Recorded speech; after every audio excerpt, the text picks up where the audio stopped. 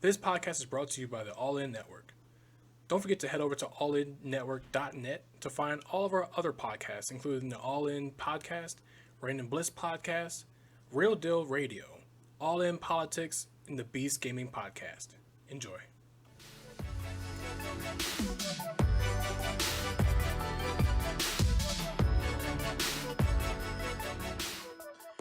Ladies and gentlemen, Beast all out there, welcome to the second episode of the Beast Gaming Podcast.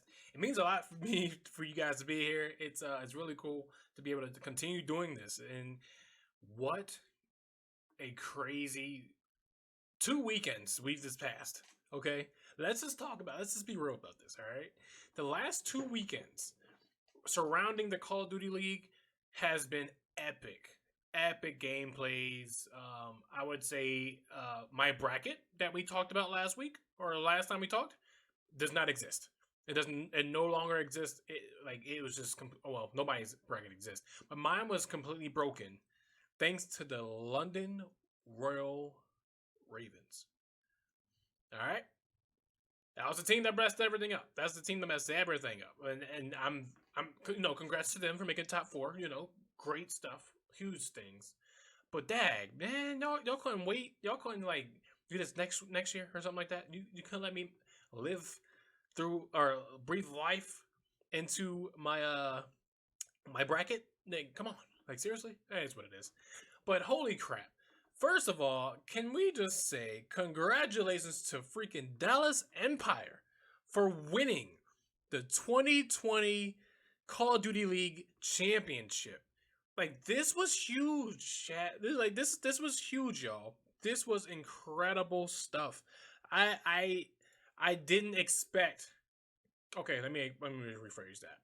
From my old bracket, we knew that the final two were going to come down to Atlanta FaZe and the Dallas Empire. It broke my heart when I had to say, you know what? Chicago Huntsmen are going to lose in the semifinals. I didn't think it was going to be that bad, though. I knew we were going to lose because of, just how crazy the team that we're going to... Either teams that we're going to play were going to be that good. Because I knew we were going to beat the Underworld Ravens or whoever that next team was going to be. I thought it was going to be Florida, but Florida pooped on everybody. It just didn't work on anybody. It pooped on their own self and just messed up everybody. But I knew Chicago Huntsmen was going to beat the next following team in the loser bracket, which happened to be London Royal Ravens, and they had to play the winner out of Atlanta and Dallas. All right, the winner between Atlanta and Dallas in the winners bracket played Chicago Huntsmen. I didn't think it was going to be. I didn't think it was going to be Atlanta. I didn't think they were going to be there. I didn't think they were going to be the other team that Chicago Huntsmen had to play. I really thought it was going to be what we assumed it was going to be to get to the finals was going to be Dallas to Chicago. But I keep forgetting. This Dallas team is a different team. This Dallas team knows what they're doing. They have they had a great structured team overall. But the way the Chicago Huntsmen went out against Atlanta, it hurt. It hurt watching it. I knew, like I said, I knew they were going to lose, but I was hoping for a 3-2, not a 3-1. It was heartbreaking to see that. But things happen. I feel like if it was a different environment, if it was face to face land and all that, things would have been different. Things would have been different. I believe that wholeheartedly. It would have been different. But online is it's a different ball field. It's a different arena. So it is what it is. It is what it is. We'll walk past that. All right. But now let's talk about the championship round. Oh man. Okay. I didn't expect the championship round to be the way it was. Okay? A 5-1 blowout by the Dallas Empire toward the Atlanta FaZe. It wasn't something that I saw coming. I don't think anybody saw that coming. All right? Let's put that out there. I don't think anybody saw that domination to happen that way. We thought it was going to be a pound for pound, straight to around 11. It was going to get ugly. Wait, round 9, not 11. 9, around 9. And it didn't get there. It didn't even get there at all. It it was crazy. Dallas Empire was so in tune with each other. They were working together as a team. They were flawless this past weekend in the champs. They were flawless. Shotzi was, hitting his shots. Clayster and Crimsix being the leaders that they are, guiding guiding the rookies to a championship. Like the entire team, came together and did what they had to do. And I feel like in the beginning of the league, a lot of people didn't see Dallas Empire getting far because of the rookies that they had coming on. All right, they didn't see them coming as they didn't. It's a different arena. I believe Shotzi comes from the Halo scene, and he came to Call of Duty and became rookie of the freaking league. Like, he became rookie of the year. Like, that's different. This guy made history on his own. Like, this guy made history on his own. But I don't think he would have. I don't think. People still believe that Dallas Empire wouldn't have gotten this far. They shouldn't have gotten this far. But through all the adversity that this team has faced, when people were saying that they're not going to go far because they have rookies and people that have rely on their pros and their veterans and all that stuff, this team proved that you don't listen to those naysayers. Don't listen to those people that want us to do bad, that wish the worst on us. We're going to show them why we are the best of the best in this league, in the world. And they did. There was no competition. None.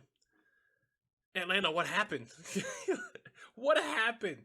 The thing that blows my mind is Simp is a great player on Atlanta FaZe. I feel like this guy is the leader of Atlanta FaZe. He's a great player. He's young. He's hungry. He wants to win. He wants to be the best that he can possibly be. And he is probably definitely up there as one of the best players in the league. All right, just without any competition. Like, he's definitely one of. It's obvious. The guy he's a monster at Call of Duty. But the one thing that blows my mind is, with all the excitement behind FaZe, the way that FaZe played this entire season, we all assumed that FaZe had what it took to really take the championship. Like, there was going to be no people. A lot of people thought that Atlanta FaZe was going to be the ones that were going to take the championship this year, because the way they played the entire season, they dominated teams. Yes, they had some hiccups, but that didn't really phase them. Get it? Phase? No, forget it. It didn't stop them from doing what they got to do to be the elite team that they are this entire time. But then again, if you look at London Royal Ravens, they did okay, but they weren't the best team at all. They were close to the bottom of the bracket, but they freaking came out and destroyed the teams that we assumed that they were going to make top 4. It sucks. Like, I always say, it sucks. It's mind-blowing. It's freaking mind-blowing. But then again, when it comes to Call of Duty, if your shots are not right and your game is not right, your teammates are not, where they need to be at that certain moment, yeah, things change. The entire series can change. If you're not mentally prepared to compete during that time, yeah, your time is up. Your time is up. But it's really amazing to see this team be so incredible at what they are. Dallas Empire proved to everybody in the world that they are the best team to ever do it. Congrats to Clayster and Crimsix joining the 3 Rings Club. And I believe Crimsix now, without any argument, he has earned the title as best Call of Duty player in history. He has cemented that title for himself, and without any arguments, he deserves it. He deserves it. You go back. I know a lot of people wanted to see a Chicago Huntsman versus Dallas Empire finals, because it would be like a great storyline. Scump versus Crimsix. Crimsix being the quote unquote villain in the Call of Duty League because of who he is and his personality, whatever. But I feel like that would have been an epic Call of Duty finals. I really think that would have been a really good storyline to use just to the bickering back and forth between Scump and Crim6 would have been like crazy during Twitter. I swear, like just having that would have been epic to see. It would have been awesome to see. But it is what it is. But I've definitely wanted to take some time to talk about a little bit about what we saw in the final moments of the Call of Duty League and with everything that happened with the final round of the Dallas Empire versus the Atlanta FaZe game. Um, just the reactions of the teams, We have the video here that we're going to play. I really hope you guys can, if you guys listen to the audio, I hope you guys can hear everything. I know you can't see, but listen to the commentators and how excited they are to see what happened in this game. But I'll make sure I share the link with you guys when it goes on YouTube and all that stuff, and I'll make sure you guys can see what's going on.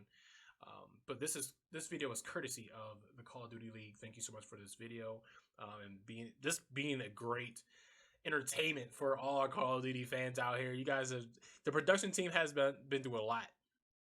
Being able to have to go to online and having to change the entire format of the Call of Duty League to make it basically online for everybody. It wasn't easy. I can only imagine how difficult it was, but you guys pulled through. You guys are finally done for the 2020 season. You guys I feel like you guys did a great job. Yes, there were some hiccups here and there, but you guys did great. So kudos to you guys. But here is the video of the winning moment of the Dallas Empire versus Atlanta FaZe championship game. Woo! Early first bloods on offense give them such an advantage. Now, can they win it with a defensive round? All the pressure on Atlanta FaZe to get us to around 11.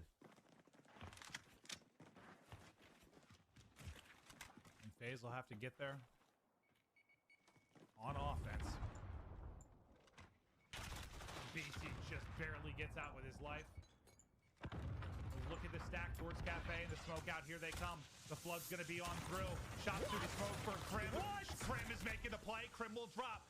But he does the damage. He's been massive in this series. Maze on cell. Yep, play going all the way around. Shotzzy gets the call out. Shotzzy makes it a 2 versus 4. What feels like the 15th 2v4 for FaZe. They've been put in so many bad spots in this search and destroy. Does it end here? Empire can smell it. They're all trying to get Major Maniac. It. They're all isolating him. They're all isolating Major Maniac. He's trying to play his life. He's trying to stay alive. Simp backs up to help him. But they have 30 seconds, maybe. They have to go. Everywhere you look, you just see Empire players. Time ticking, second by second. FaZe's dream of a championship is disappearing. Every window, every door, there's somebody. It's a ludicrous gunfight win for Sim, but will it be enough? Just 12 seconds to go. Seemingly nothing that he can do, and there's the final kill. Dallas Empire get it done. They are your 2020 Call of Duty League champions. Crim6, now undisputedly the greatest Call of Duty player of all time. Clayster goes back to back to get his 3rd chip as well. And for the youngsters in Illy, Hook, and Shotzzy, their lives are forever changed.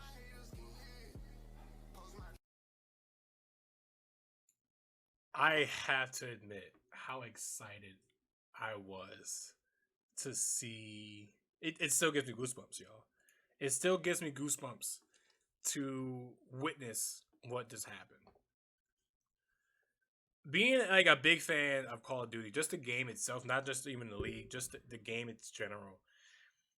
If you watch the shots and watch all the gameplay that happened during this time, it's very fast paced.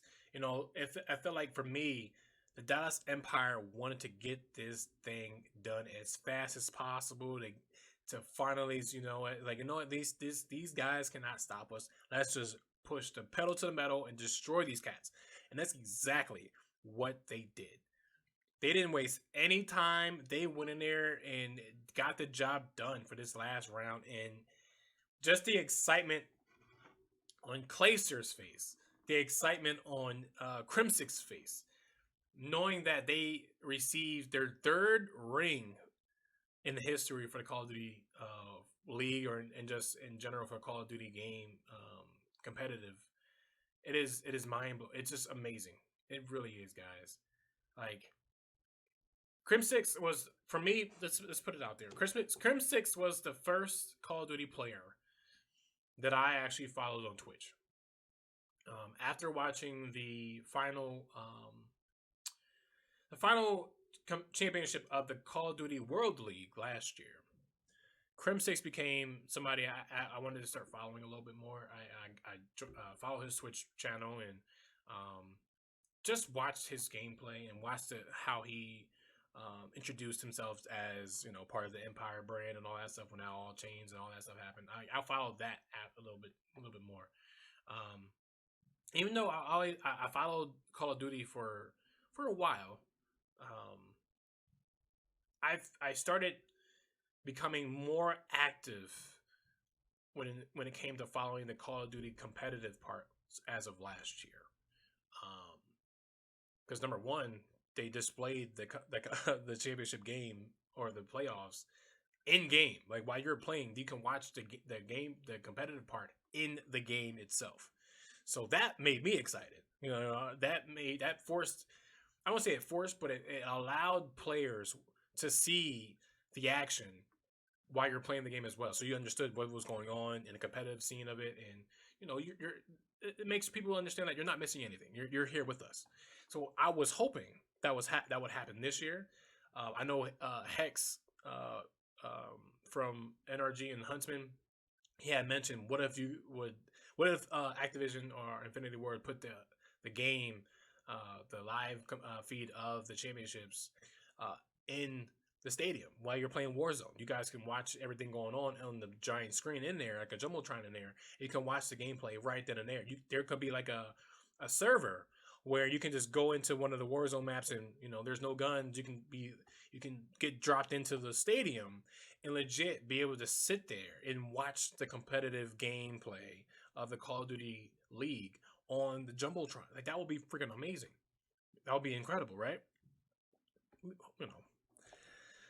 We wish. We really wish that things could happen that way, but unfortunately, it didn't happen. But it doesn't change what's gonna happen next year. I mean, hey, it is what it is. But I gotta say again, congratulations to the Dallas Empire for absolutely destroying Atlanta FaZe. There's no way else you could put it. There's no other way you could put it. They absolutely destroyed Atlanta FaZe. They didn't give FaZe a chance to breathe. Okay, maybe one gas of air when they won that one match, but they absolutely destroyed FaZe. FaZe, honestly, they're still a good team. I still give them credit because they made it to the finals. They destroyed my favorite team, like legit. So I gotta give them credit where credit is due. But Dallas Empire, you deserve it. Congratulations to all 5 of you guys for making it this far. Again, congratulations to Crim6 and Clayster for making it to the 3 Rings Club beside Karma of Optic Gaming. And yeah, it's been awesome. It's been an awesome ride for that one. Awesome ride. Now, let's dive into a little bit about what's going to happen next year. Yeah, next season, the Call of Duty season, is going to be a different look. It has been determined that the Call of Duty League will go back to 4v4. Now, a lot of pros, a lot of organizations are like, yes, that's awesome. It's amazing. When it comes down to me, my question is, so who gets pushed to the bench? I mean, if you look at the Dallas Empire right now, look at the team, and you have all 5 who all contributed to this championship round. Who do they push to the bench? I can guarantee you it won't be Clayster. It will not be Crim6. And I without a doubt, I don't think it's going to be Shotzi either.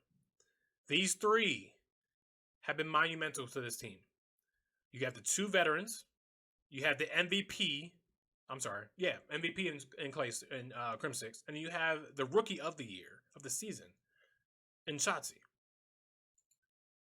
Who do you push to the bench? Like who do you choose?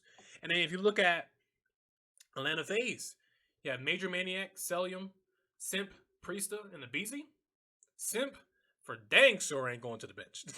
Like Priesta, I don't think so.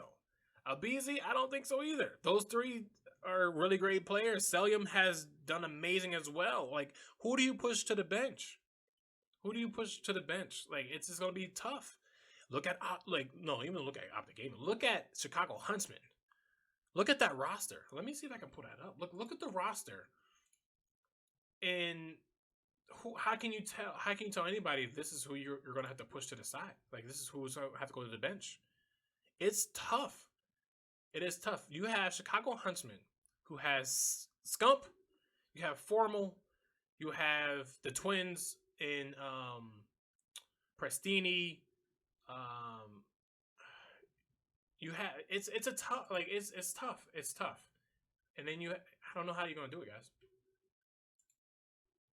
Like I don't think there's a way to easily say, hey, unfortunately, we're gonna have to push you to the side. Like you're gonna have to be on the bench for now.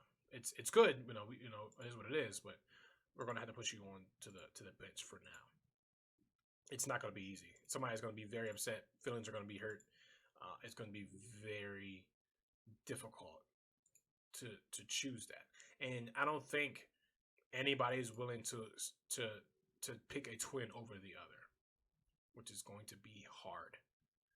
Like even if you look at the Optic Gaming roster, you have Quavo, you have Dashy, you have JCat, you have Slasher, you have TJ Halley. Like how do you Hollow? Like how do you choose who gets pushed to the bench?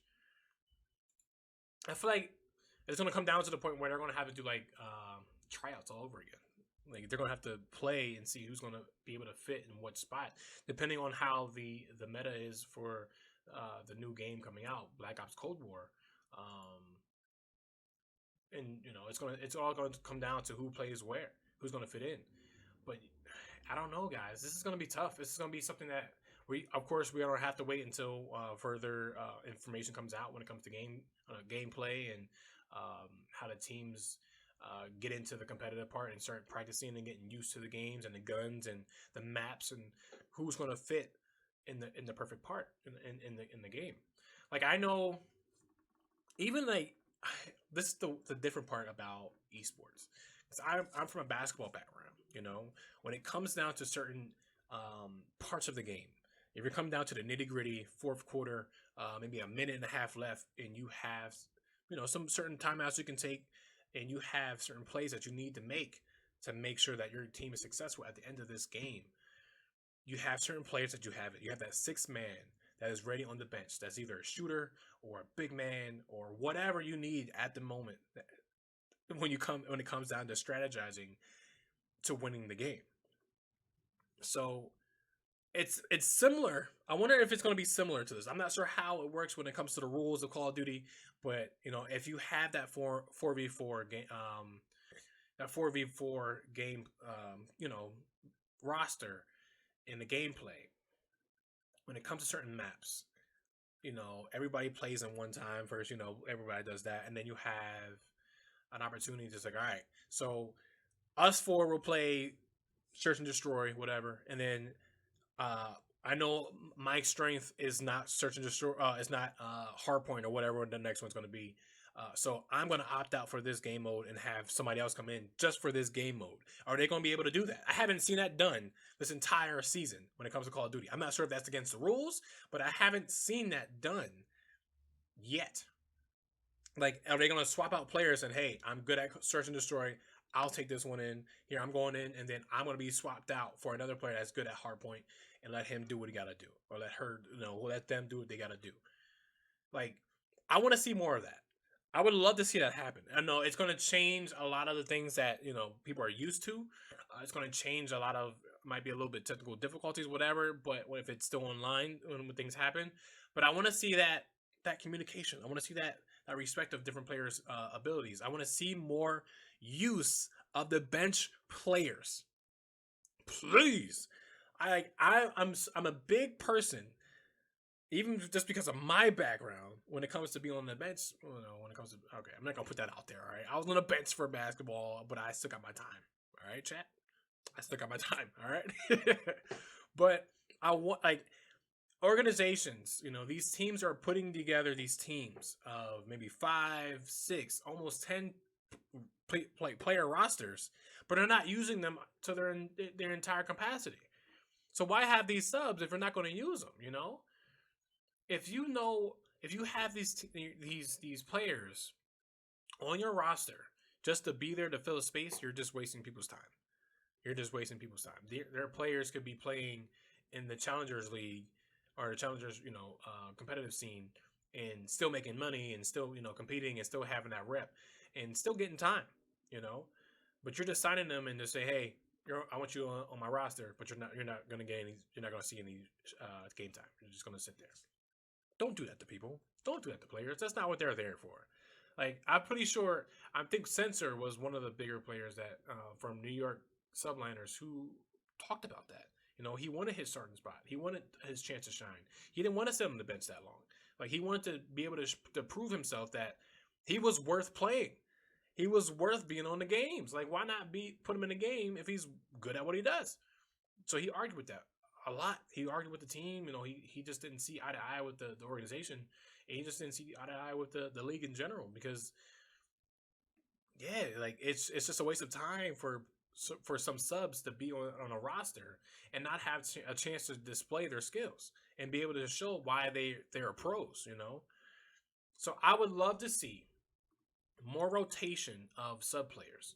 If you have subs on your bench, make sure you put them to use. Give your players, your star players some chances to get themselves calmed down from their gameplay that they played, and they know they're good at certain game modes. Let them play those game modes, and then swap out the ones that aren't that strong in those game modes with the subs that are pretty good at those games. Give opportunities to shine.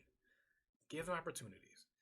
Now, I know there was a big conversation about if Call of Duty was going to expand to more teams this year.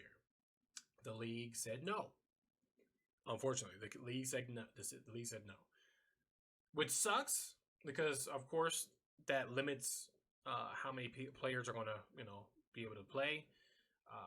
I know some players and some people are going to lose their jobs just because of the whole game change with the 4v4. And it sucks that, more teams aren't able to join the league and have the chance to invest in it. It is what it is. It's not something we can change right now, which it really does suck because I would love to see more organizations be a part of this. We started out great this year with what we had, 12 teams. Great. It was a great start, or a great inaugural league, a great inaugural start to the Call of Duty League itself, the franchise version of it. But I would love to see more. I want to see more teams. I would love to see 100 Thieves get a chance to get back into this league. I honestly loved watching the 100 Thieves team in the Call of Duty World League the last year when it happened. They were a team that a lot of people underestimated, but they went out and shined. Like, they did an incredible amount of damage to that league because they were just so good.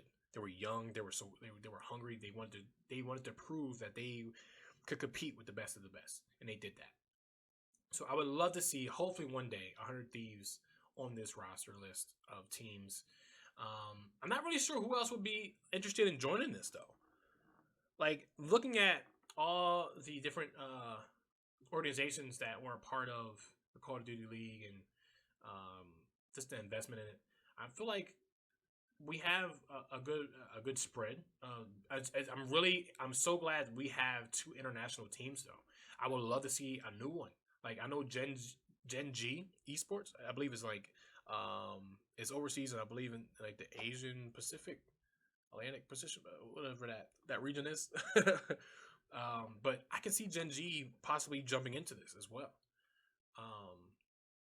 that'd be a really interesting push for that. But I mean, I'm just speaking out loud. I'm not a professional when it comes to these organization things, But I would love to see another international team be a part of this and to represent a different part of the East.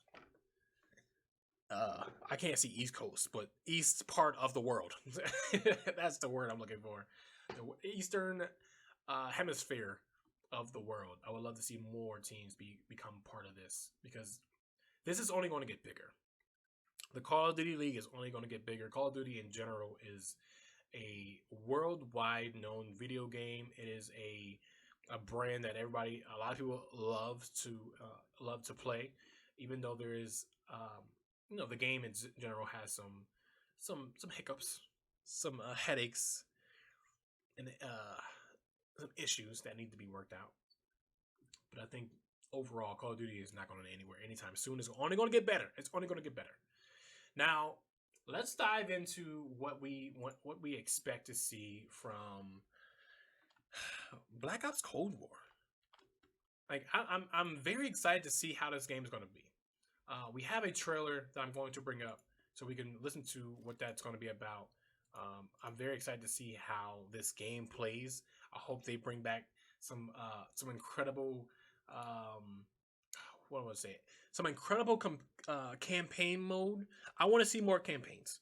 Like, I missed the Black Ops campaign in general. The storyline behind the games are just so powerful. I feel like Black Ops campaign modes were more interactive. Like, the story modes were so deep and made you think about everything. Like, wow, this is some deep stuff. Like, it makes it brings that personal attachment to the game itself. The competitive scene of it. Like, if you go to multiplayer, I feel like Black Ops never disappointed. Never. I'll take that back. Last Black Ops 4 was something different. All right, it was fun for a while. But it felt different. But I feel like now that the Black Ops trilogy or Black Ops, the Black Ops brand is going back to its roots. It's like the old school history with the Cold War and the feeling of the old school games, like when it first came out. That's what I needed. That's, for me personally, that's what I needed. When it went to like the futuristic stuff and all that flying around and stuff, I don't think that was what Call of Duty Black Ops was supposed to be. It wasn't who Black Ops was intended to become. It wasn't. So now that it's going back in time to the Cold War, to the old school, to its roots of history and all that stuff, I feel like this is going to be one of the biggest, one of the most sold games in Call of Duty history. I feel it. I feel like this could be it. But I'm not going to talk any more about it. I'm going to show you guys the trailer. If you guys are listening to it through listen to this podcast through audio, I apologize, but this is listen to the audio. It's really good stuff. All right, so here we go.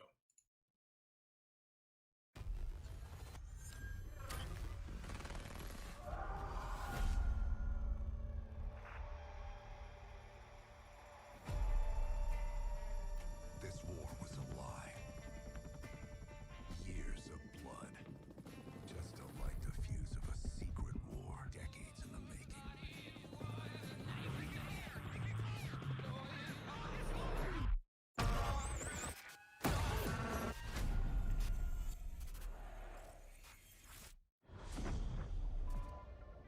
My fellow Americans, a nuclear conflict could well be mankind's last.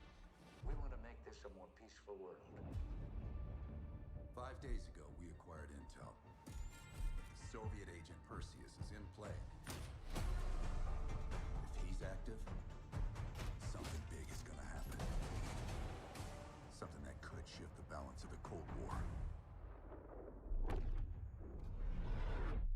Let's go find this shithead.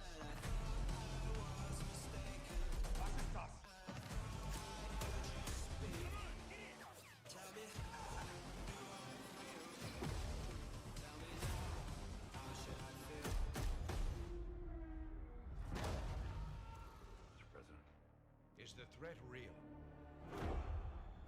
Yes, sir, we believe it is. Give Mr. Adler whatever he wants.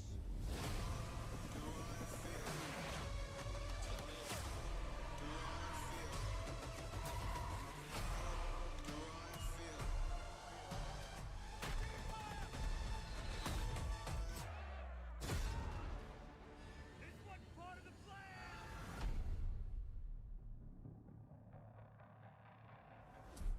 I know you won't fail us.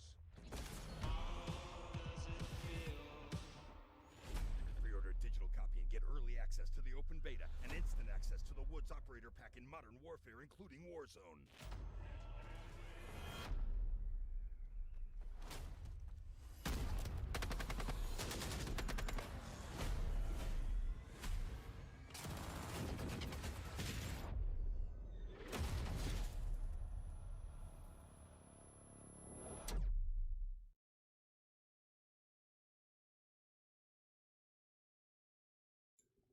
Absolutely insane. Absolutely insane. I am so excited for this game to come out.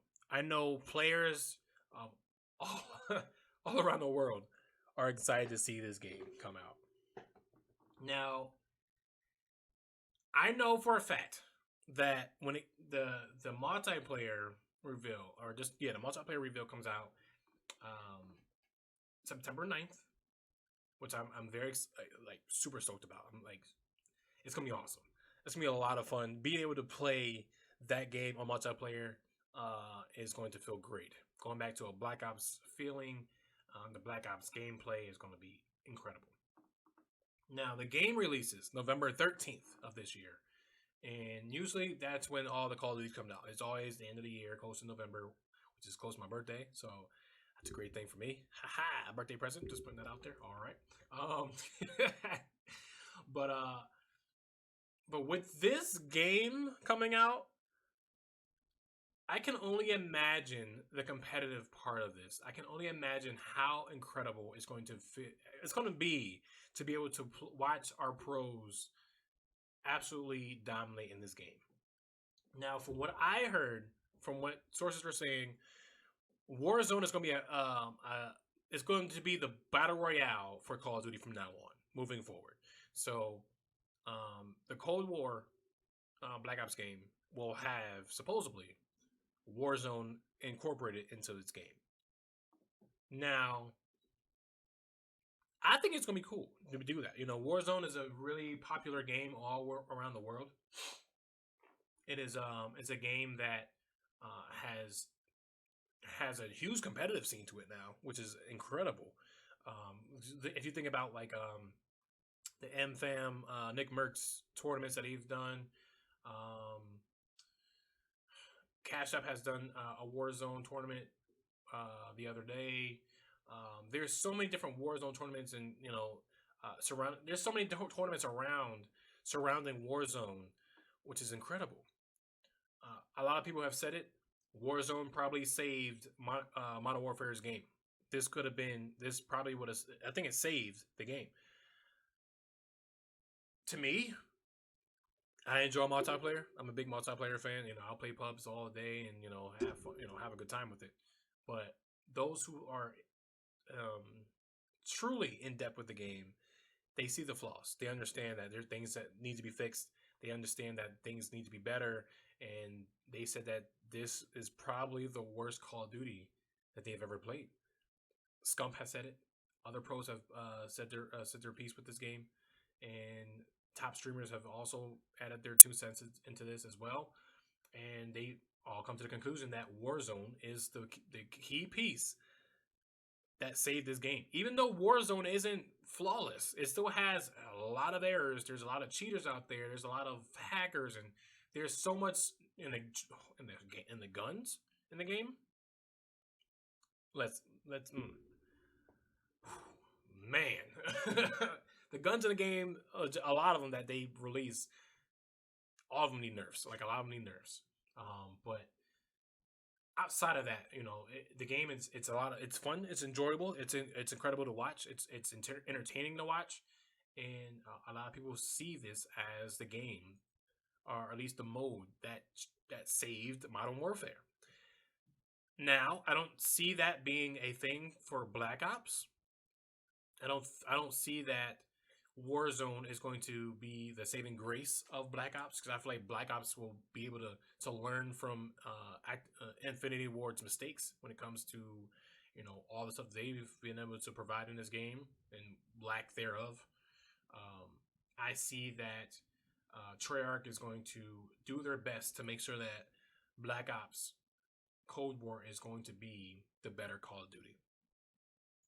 Without any hesitation, this is going to be the better Call of Duty between Modern Warfare and Black Ops. This is going to be the one that revamps and boosts up the esteem and the excitement of Call of Duty in the competitive scene and just the scene in general.